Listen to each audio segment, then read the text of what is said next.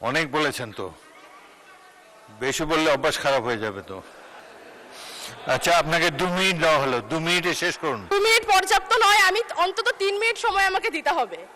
মুসাম্মদ নুসরত তাবাসসুম জ্যোতি, মহিলা আসন 50। আপনার সময় 5 মিনিট। ধন্যবাদ মাননীয় স্পিকার। আজকে প্রথমবারের মতো মহান জাতীয় সংসদে বক্তব্য রাখছি।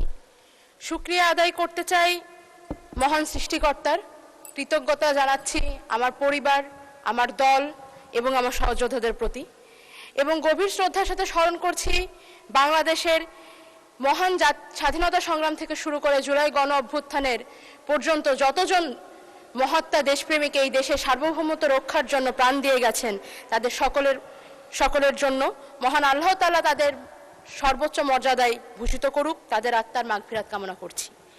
মাননীয় স্পিকার, আজকে 2026-27 অর্থ বছরের বাজেট অধিবেশনের বক্তব্য দেওয়ার জন্য এখানে দাঁড়িয়েছি। আমি আমার বক্তব্যের শুরুতে আমার কিছু কথা বলে নিতে চাই।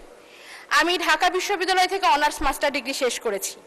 যদি ছাত্র জীবন থেকে রাজনীতির সাথে সংযুক্ত না থাকতাম, যদি জুলাই গণ অভ্যুত্থানের মতো ঐতিহাসিক ঘটনার অংশ না হতাম, কিংবা যদি আমার দল আমাকে মনোনীত না করত, তাহলে হয়তো আজ আমি এই সংসদে দাঁড়িয়ে থাকতে পারতাম না।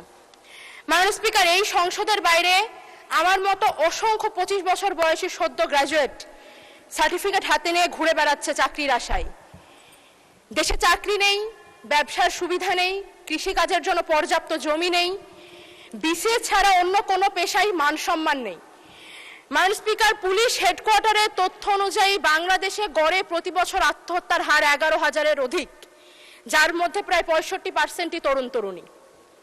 মাননীয় স্পিকার, শিক্ষার্থীদের জন্য সরকারের নানান প্রকল্প রয়েছে, ভর্তুকি রয়েছে, আর চাকরিজীবীদের জন্য রয়েছে পে স্কেল, বোনাস, কিন্তু এই সমস্ত বেকার যুবক যুবতীদের জন্য রয়েছে শুধুমাত্র অবমাননা, অবহেলা, অসম্মান। এমনকি যে বাজেটকে বলা হচ্ছে স্বপ্ন দেখার বাজেট, যে বাজেটের দর্শন নাকি সবার আগে বাংলাদেশ, এই বাজেটেও এই অবহেলিত গোষ্ঠীর জন্য নেই কোনো সুস্পষ্ট রূপরেখা। মাননীয় স্পিকার, এই সংসদে আমি কার প্রতিনিধিত্ব করি? এই সংসদে আমি সেই সমস্ত তরুণদের প্রতিনিধিত্ব করি যারা স্বপ্নবাজ, যারা বুকে দেশপ্রেম, হাতে সার্টিফিকেটের গোছা আর কাঁধে পরিবারের বোঝা নিয়ে দেশ নিয়ে চিন্তা করে যায়, দেশের মাটিতেই থাকতে চায়, দেশেই কিছু করতে চায়। মাননীয় স্পিকার, এই দেশ তাদেরকে কোনো সামাজিক অর্থনৈতিক নিরাপত্তা দিতে পারে না, তাদের নাগরিক হিসেবে আত্মসম্মান রক্ষায় কোনো ব্যবস্থা নেই, কোনো প্রস্তাবনা নেই। মাননীয় স্পিকার, আজ জাতীয় সংসদে বাংলাদেশের প্রধানমন্ত্রী উপস্থিত নেই। আমি শিক্ষিত বেকার তরুণদের প্রতিনিধি হিসেবে আপনার মাধ্যমে মাননীয় প্রধানমন্ত্রীকে অনুরোধ জানাতে চাই, আলোচনা সমালোচনার বাইরেও সত্যি সত্যি কাজে লাগবে এরকম কিছু নিয়ে আসুন। এই বিপুল কর্মক্ষমতাকে কাজে লাগানোর জন্য আমি কিছু প্রস্তাবনা রাখতে চাই। বর্তমানে সরকারি চাকরিতে শূন্য পদের সংখ্যা 4 লক্ষাধিক। সরকারি অফিস আদালতে পর্যাপ্ত লোকবল নেই। এই ক্ষেত্রে স্থায়ী জনবল নিয়োগের আগ পর্যন্ত চুক্তিভিত্তিক অসচ্ছল মেধাবী শিক্ষার্থীদেরকে অগ্রাধিকার ভিত্তিতে পার্ট টাইম কাজের সুবিধা করে দেওয়া যেতে পারে। এটি যেমন তাদের অভিজ্ঞতাকে সমৃদ্ধ করবে, তেমন তাদের সামাজিক ও অর্থনৈতিক নিরাপত্তা দেবে, আবার সরকারও লোকবল সংকট থেকে মুক্তি পাবে। মাননীয় স্পিকার, দক্ষ মানব সম্পদ গঠনের উদ্দেশ্যে বাংলাদেশের সরকার বিভিন্ন সময় বিভিন্ন কারিগরি প্রশিক্ষণ দিয়ে থাকে, কিন্তু বর্তমান যুগটাই টেকনোলজির যুগ। এই বিশ্বায়নের যুগে পুরো পৃথিবী মার্কেট প্লেস। যুগের সাথে তাল মিলাতে শিক্ষিত তরুণদের জন্য অন্যান্য কারিগরি প্রশিক্ষণের পাশাপাশি সরকারের উচিত সরকারি ইনভেস্টমেন্টে ফ্রিল্যান্সিং ট্রেনিংয়ের ওপরে গুরুত্ব আরোপ করা। এতে তরুণরা স্বনির্ভর হবে, তাদের হাত ধরে বাংলাদেশে বৈদেশিক মুদ্রা আসবে এবং বেকারত্বের পরিমাণ কমে আসবে। আমি অনুরোধ জানাবো এই সমস্ত শিক্ষিত বেকার তরুণদের কথা গুরুত্বের সাথে মাথায় রাখার জন্য, কারণ আমাদের ভুলে গেলে চলবে না যেই গণ অভ্যুত্থানের মাধ্যমে বাংলাদেশ থেকে স্বৈরাচার বিতাড়িত হয়েছে, তার অন্যতম চালিকা শক্তি ছিল এই সমস্ত তরুণরাই। মাননীয় স্পিকার, জুলাইয়ের কথা মনে করিয়ে দিতে চাই, বছর ঘুরে জুলাই কিন্তু পুনরায় সমাগত। 2024 সালের এই জুলাই মাসে বুকের তাজা রক্ত ঢেলে দিয়ে শত শত মানুষ রাস্তায় নেমেছিল, রক্ত দিয়েছিল বাংলাদেশ থেকে স্বৈরাচারকে তাড়ানোর জন্য। 2 বছর পরেও কিন্তু সেই স্বৈরাচারের বিষ দাঁত আমরা ভাঙতে দেখিনি। এখনো তাদের সন্ত্রাস চারিদিকে জারি রয়েছে, এখনো তারা জোর গলায় হুমকি দেয়। এত এত মানুষ হত্যার জন্য তারা বিন্দুমাত্র অনুতপ্ত না। খুনি হাসিনা তার সিংহাসন টিকিয়ে রেখেছিল কালচারাল ফ্যাসিস্টদের কাঁধে পা দিয়ে।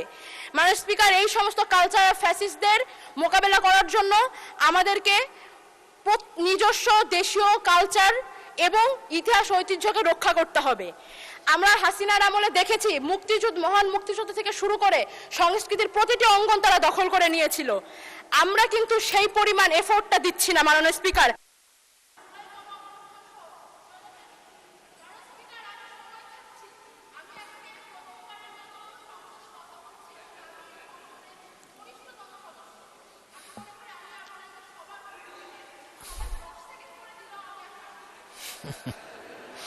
আচ্ছা, আপনাকে 2 মিনিট দেওয়া হলো, 2 মিনিটে শেষ করুন। 2 মিনিট পর্যাপ্ত নয়, আমি অন্তত 3 মিনিট সময় আমাকে দিতে হবে। ক্লেমনের কিউআর কোড স্ক্যান করো আর ঘুরে দেখো বাংলাদেশের ঐতিহ্য। ক্লেমন, ক্লিয়ারলি বাংলাদেশি। আচ্ছা বলেন। আমি প্রস্তাব রাখছি জুলাই 3 মিনিট দেন ওনাকে। আমি প্রস্তাব করতে চাই জুলাই গণ অভ্যুত্থান সহ স্বাধীনতা পরবর্তী ফ্যাসিবাদ বিরোধী প্রত্যেকটা আন্দোলনের স্মৃতি ও চেতনাকে রক্ষার জন্য বাজেট বরাদ্দ দেওয়া হোক। রাষ্ট্রীয় অর্থায়নে নাটক, চলচ্চিত্র, চিত্রাঙ্কন প্রতিযোগিতার মতো আয়োজন করা হোক এবং একই সাথে এই বাজেটে বাংলাদেশের লোক সংস্কৃতিকে সংরক্ষণ করার দিকে বিশেষ গুরুত্ব দেওয়া উচিত। মাননীয় স্পিকার, আমি সংক্ষিপ্ত করব। জুলাই গণ অভ্যুত্থানের পর নতুন বাংলাদেশের আমরা যে স্বপ্ন দেখি, সেই স্বপ্নে প্রাণ ও প্রকৃতির প্রতি দায়ভার আমরা বোধ করি। আমাদের বাংলাদেশে রয়েছে পৃথিবীর সবচাইতে বৃহত্তম ম্যানগ্রোভ সুন্দরবন, যা উপকূলের পাহারাদার হিসেবে প্রতি বছর আমাদেরকে প্রাকৃতিক দুর্যোগ থেকে বাঁচায়। আমি প্রস্তাব করতে চাই সুন্দরবন সহ বাংলাদেশের প্রধান 3টি বনাঞ্চলের বিরল প্রজাতির বন্যপ্রাণীদের রক্ষার জন্য যেন বন অধিদপ্তরের বাজেট বৃদ্ধি করা হয়। একই সাথে জানিয়ে রাখি, সুন্দরবন সুরক্ষা প্রকল্প এবং বাঘ সংরক্ষণ প্রকল্প দুটি এই বছরই শেষ হচ্ছে। পুনরায় সকল বন্য পশুদের রক্ষার জন্য একটি যেন সুন্দর প্রকল্প নেওয়া হয় এবং প্রাণ ও বৈচিত্র্য গবেষণার দিকে বিশেষ গুরুত্ব দেওয়া হয়। মাননীয় স্পিকার, প্রাণ ও প্রকৃতির রক্ষার পাশাপাশি আমাদের দূষণমুক্ত স্বনির্ভর বাংলাদেশ প্রয়োজন। স্বনির্ভরতার লক্ষ্যে চালিত বাংলাদেশের শিল্পোৎপাদন সহ অন্যান্য সকল অর্থনৈতিক কর্মকাণ্ডের প্রধান চালিকা শক্তি হচ্ছে নিরবিচ্ছিন্ন বিদ্যুৎ। বাংলাদেশের বিদ্যুৎ উৎপাদন বাংলাদেশের গ্যাসের মজুদের উপরে নির্ভরশীল অনেকাংশেই। বাংলাদেশে গ্যাসের মজুদ দিনকে দিন কমে আসছে এবং আমরা মার্কিন ইরান যুদ্ধের সময় দেখেছি জ্বালানি খাতে আমদানি নির্ভর হওয়াটা কতটা বিপজ্জনক। 2026-27 অর্থ বছরের জন্য নির্দিষ্ট করে কোনো নবায়নযোগ্য জ্বালানির সুস্পষ্ট রূপরেখা আমি পাইনি। 2030-2050-এর দুটি লক্ষ্যমাত্রার পরিকল্পনা আমি দেখেছি, কিন্তু এই বছরের জন্য আমি প্রস্তাব করতে চাই বাংলাদেশের প্রত্যন্ত অঞ্চলের আর্থিকভাবে অসচ্ছল পরিবারগুলোতে রুফটপ সোলার প্যানেল বিতরণ কিংবা ভর্তুকি মূল্যে বিক্রয়ের ব্যবস্থা করা যেতে পারে। এছাড়া উপজেলা ইউনিয়ন পর্যায়ের সরকারি অফিস আদালতগুলোতে সোলার বিদ্যুৎ ব্যবহারের মাধ্যমে জাতীয় গ্রিডের উপরে চাপ কমবে। মাননীয় স্পিকার, আমি আমার সর্বশেষ মিনিটটি ব্যবহার করতে চাই বা নির্বাচনী আসনে দুটো কথা বলে। আমি সীমান্তবর্তী এলাকায় জন্মগ্রহণ করেছি মাননীয় স্পিকার। আমি কুষ্টিয়া জেলার দৌলতপুর উপজেলার মেয়ে। আমার উপজেলাতে আমার নির্বাচিত সংসদ সদস্য রয়েছেন, কিন্তু আমি যে দাবিটি করতে চাই সেটি আমাদের দৌলতপুরবাসীর প্রাণের দাবি। দৌলতপুরের সীমান্তবর্তী এলাকা প্রাগপুর এবং ওই পাশের শিকারপুর, এই স্থলবন্দরটি গত 1 যুগ ধরে আমরা চেয়ে আসছি। প্রাগপুর থেকে কলকাতার দূরত্ব মাত্র 120 কিলোমিটার এবং জাতীয় মহাসড়ক বাংলাদেশ মাত্র 20 কিলোমিটার দূরে। এখানে স্থলবন্দর প্রকল্পটি গত 1 যুগ ধরে আটকে আছে। এই প্রকল্প বাস্তবায়ন করতে সরকারের খুব বেশি অর্থ বরাদ্দের প্রয়োজন নেই। মাননীয় স্পিকার, আমি অনুরোধ করছি পদ্মা নদীর ভাঙনে ক্রমাগত ভাঙনে নিঃস্ব হয়ে যাওয়া একটি বৃহত্তর জাতির কথা চিন্তা করে আমাদের জন্য স্থলবন্দরটি দেওয়া হোক মাননীয় স্পিকার। একই সাথে আমার উপজেলার সম্মানিত সাংসদ এর আগেও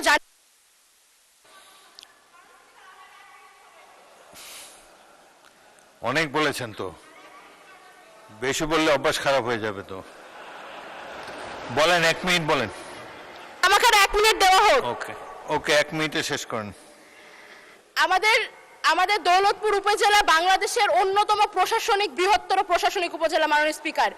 এই উপজেলাটি এক উপজেলা এক নির্বাচনী আসন একটি মাত্র থানার উপরে নির্ভরশীল। আমার সহ সাংসদ ইতিমধ্যে বলে গিয়েছেন আমাদের থানাতে যেন 5টি যানবাহন দেওয়া হয়। আমি জানাতে চাই আমাদের দৌলতপুরে আসলে আরো একটি থানার প্রয়োজন। যতদিন না আমি প্রস্তাব করছি আমার দৌলতপুরে আরো একটি থানা স্থাপন করা হোক। যতদিন না থানা স্থাপন করা হচ্ছে ততদিন বিদ্যমান থানায় যেন জনবল বৃদ্ধি করা হয়। মাননীয় স্পিকার, এই সংসদ জুলাই গণ অভ্যুত্থানের মাধ্যমে অর্জিত সংসদ। এই সংসদে আমরা কথা বলতে পারবো, এখানেই বাক স্বাধীনতা চর্চা করতে পারবো। আমাদেরকে বারবার এটা ওটা দেখিয়ে দেওয়া হবে না, এইটাই আমরা আশা করি। এই সংসদ জনগণের জন্য কল্যাণকর হয়ে উঠুক, এই আশা ব্যক্ত করে আমি আমার বক্তব্য শেষ করছি। সময় দেওয়ার জন্য আপনাকে অসংখ্য ধন্যবাদ। ধন্যবাদ মাননীয় সদস্য।